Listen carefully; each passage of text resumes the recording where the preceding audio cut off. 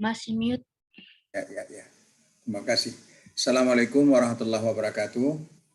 Selamat siang dan salam sejahtera bagi kita semua.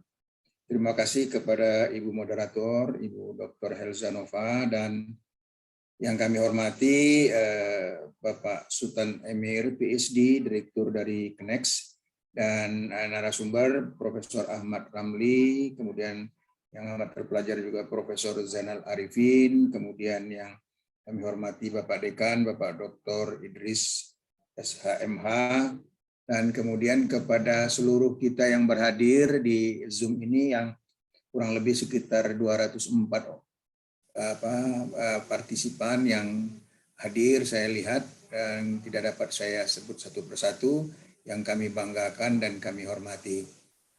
Dan kami diminta untuk menguraikan bagaimana sebenarnya pandangan dari Kamar Agama terhadap arbitrase syariah dalam penyelesaian sengketa ekonomi syariah ini. Next, ya tentunya dalam rangka penguatan peran arbitrase nasional dan internasional dalam hal ini. Nah, ini ada tiga materi bahasan yang dapat kami sampaikan. Yang pertama, peran dan urgensi penyelesaian sengketa ekonomi syariah dari perspektif Kamar Agama Mahkamah Agung Republik Indonesia. Yang kedua, identifikasi kesiapan SDM, regulasi dalam penyelenggaraan penyelesaian sengketa ekonomi syariah. Kemudian yang terakhir, penguatan peran institusi litigasi, yakni dalam hal ini dalam pengadilan agama. Kemudian sedangkan yang non litigasi, Basarnas, dan bisa juga dengan LAPS dalam penyelesaian sengketa ekonomi syariah. Next. Nah, perlu kita pahami juga bahwa asas-asas dalam penyelesaian sengketa ekonomi syariah itu tidak sama dengan asas-asas kalau kita lihat dalam di luar syariah, karena ada beberapa hal yang perlu ditekankan supaya terjadi perbedaan. Seperti umpamanya kebebasan dalam berakad al-hurriyah. Nah, ini artinya tidak ada penekanan dari satu sisi kepada sisi yang lain. Yang itu tidak sering terjadi pada yang bersifat konvensional, dan dalam hal ini saya sendiri juga sering juga yang penting saya takken aja lah, terserah kan gitu ya. Nah, jadi saya tidak melihat, yang penting cair uangnya. Nah, oleh sebab itu perlu ada kebebasan berakad di sini al-hurriyah, kemudian kesepakatan antara konsensus.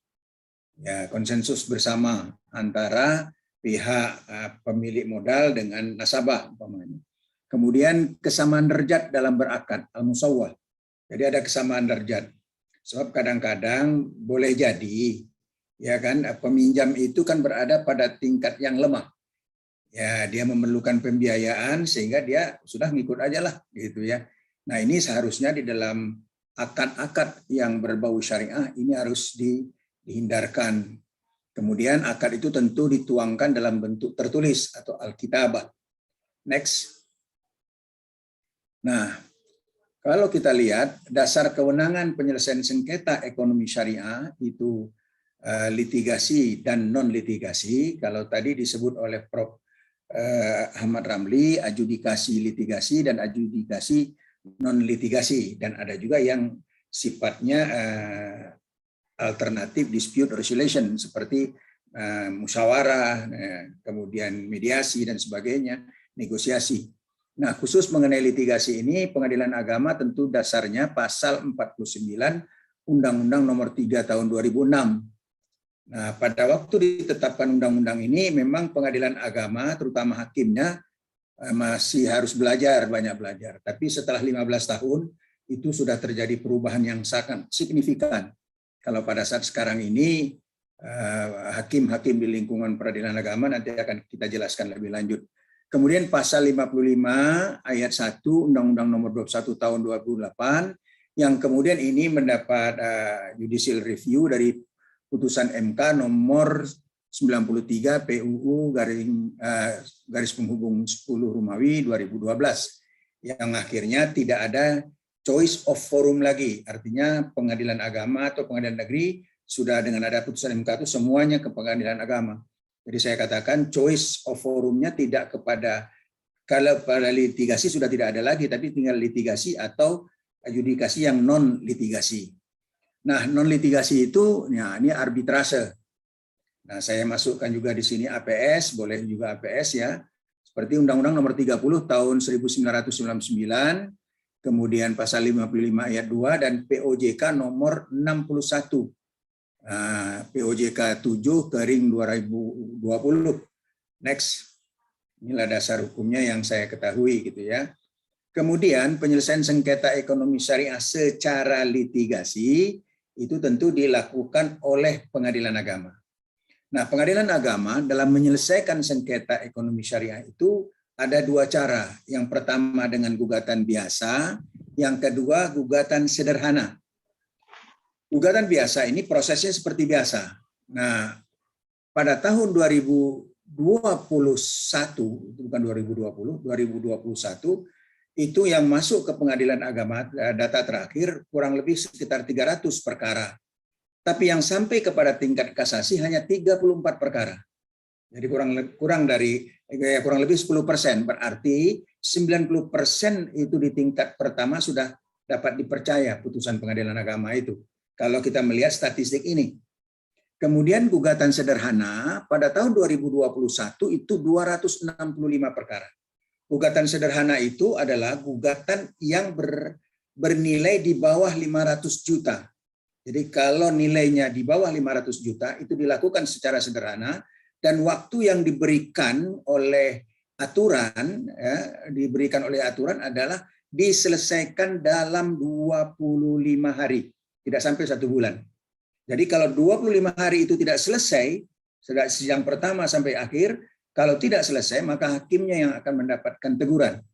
Jadi, dan gugatan sederhana ini sudah masuk ke pengadilan agama, itu kurang lebih 2021 saja, itu 265 perkara.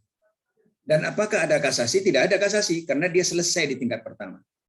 Kemudian perkara gugatan sederhana ini mengalami tren meningkat, seperti yang sudah saya jelaskan tadi ya, dalam rangka mendukung program pemerintah dalam mewujudkan easy of doing business.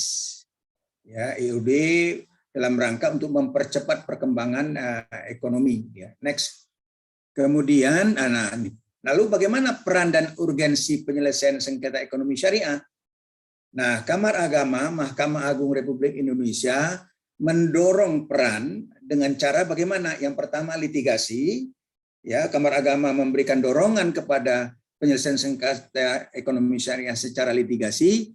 Ini menerapkan perkembangan ekonomi syariah dengan melahirkan beberapa regulasi seperti Perma nomor 2 tahun 2008, kemudian Perma nomor 2 tahun 2015, kemudian Perma nomor 4 tahun 2019, 2005 nomor 5 tahun 2016 dan nomor 14 tahun 2016. Itu diberikan dorongan kepada yang bersifat litigasi. Belum aturan-aturan yang lain lagi lewat SEMA, mungkin lewat jurisprudensi dan sebagainya.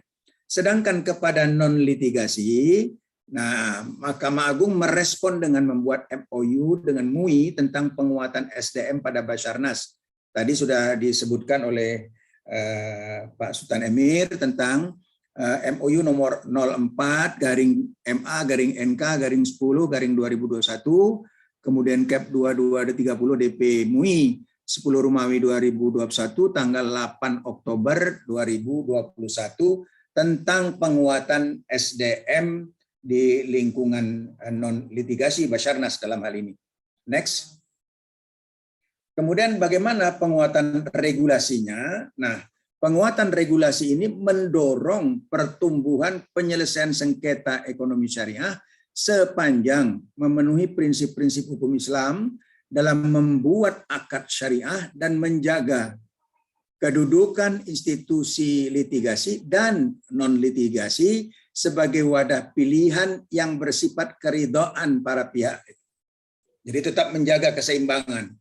Jadi tidak memaksakan memilih sesuatu, tetapi memberikan keseimbangan antara litigasi dengan non-litigasi, itu merupakan pilihan yang konsensualitas para pihak, yang merupakan antaradin para pihak, merupakan al-hurriyah, kebebasan para pihak. Kemudian di samping itu mendorong penyusunan hukum acara penyelesaian sengketa ekonomi syariah, baik secara litigasi dan non-litigasi, serta menyempurnakan kompilasi hukum ekonomi syariah, karena yang selama ini kurang, ya perlu ada penyempurnaan. Kalau saya mengatakan bagaimana kalau bisa dengan payung peraturan presiden. Kemudian undang-undang khusus tentang arbitrasi syariah, serta hukum kepailitan syariah, karena undang-undang khusus tentang arbitrasi syariah ini sepanjang yang saya tahu belum ada, baru kepada Undang-Undang Nomor 30 Tahun 1999 yang itu mengatur tentang arbitrase secara umum. Sedangkan yang khusus secara syariah ini baru hanya disebutkan di dalam beberapa fatwa-fatwa DSN saja. Next. Kemudian kedudukan arbitrase syariah di Indonesia. Prinsip dasar arbitrase syariah itu merupakan perkembangan dari konsep tahkim dalam Islam. Tadi sudah disebutkan juga oleh Profesor Ahmad Ramli. Kemudian kesepakatan para pihak secara tertulis. Ya, baik secara arbitration clause atau klausula arbitrase, maupun tentu berdasarkan prinsip al-hurriyah dan antaradin tadi ya. Kemudian mungkin juga akta kompromis, yang dibuat setelah terjadi sengketa, seperti yang disebutkan oleh Prof tadi. Next. Karena waktu ya, next. Ya. Nah, kedudukan Badan Arbitrase Syariah ini seperti yang saya sebutkan tadi belum diatur secara spesifik. Dan saya melihat arbitrase yang lain itu ada masuk di dalam LAPS sektor jasa keuangan POJK nomor 61, sementara Basarnas belum masuk di dalamnya. Next. Next. Ya. Ini ke penguatan Badan Arbitrase di Indonesia, prospek perkembangan ekonomi syariah di Indonesia sangat besar, tadi sudah disebutkan, bukan hanya sebagai konsumen, tapi namun juga sebagai produsen halal terbesar di dunia. Kemudian pelaku usaha ekonomi syariah membutuhkan mekanisme penyelesaian sengketa yang saling menguntungkan, bukan paling ya, saling menguntungkan bagi kedua belah pihak. Next. Next, ya. Kemudian penguatan Badan Arbitrase Syariah di Indonesia, ini saya atau kami Kamar Agama mengusulkan regulasi secara khusus tentang arbitrase syariah, ya. Kemudian advokasi Basyar Syariah masuk ke dalam LAPS SJK, kemudian membentuk Badan Arbitrase Syariah internasional yang berpusat di Indonesia. Next, next, ya. Kemudian arbitrase internasional ini tentu tadi sudah dijelaskan, saya tidak akan masuk lebih menguraikan. Next, saya kira. Next, ya.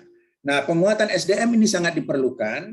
Kalau kami melihat petanya, penguatan SDM yang bersifat litigasi itu hakim yang bersertifikasi hakim ekonomi syariah, karena di dalam Perma nomor 5 tahun 2016 dikatakan yang mengadili perkara ekonomi syariah itu harus hakim yang sudah bersertifikasi ekonomi syariah. Maka sampai pada tahun 2021 ini kurang lebih sekitar 1.340 hakim yang sudah bersertifikasi hakim ekonomi syariah dan lembaga administrasi negara LAN. Jadi sudah sampai 1.000 lebih. Kemudian tentu hakim yang bersifat bintek saja itu kurang lebih sekitar 65, dan sehingga kemudian yang sudah berpendidikan di luar negeri sekitar 415. Karena Pengadilan Agama juga mengirim workshop ke berbagai negara di Arab Saudi, Sudan, Maroko, dan termasuk Mihe. Kemudian sedangkan non litigasi ini kami melihat ini di website Basarnas kurang lebih 21 orang. Jadi perlu ada peningkatan secara signifikan untuk meningkatkan sumber daya manusianya. Next.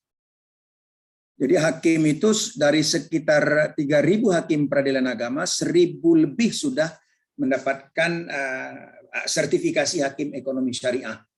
Kemudian kesimpulannya, Kamar Agama selalu mendorong ke arah optimalisasi penyelesaian sengketa ekonomi syariah, baik melalui litigasi pengadilan agama dan non-litigasi.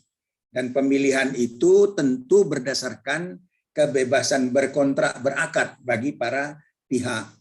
Kemudian yang kedua, perlu penguatan beberapa regulasi yang berkaitan dengan hukum material maupun hukum formil. Ya, menjadi penyempurnaan KHS mungkin, kalau perlu pembentukan undang-undang arbitrase syariah secara khusus, termasuk undang-undang kepailitan syariah.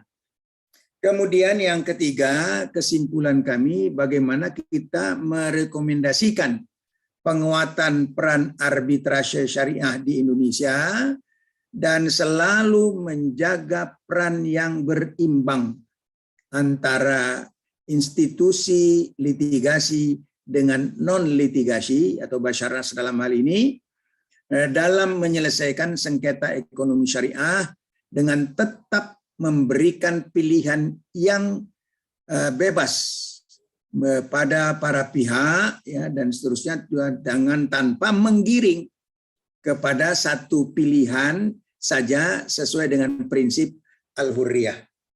Inilah yang dapat kami sampaikan perspektif dari Kamar Agama. Saya kira demikian saja, mudah-mudahan ada manfaatnya.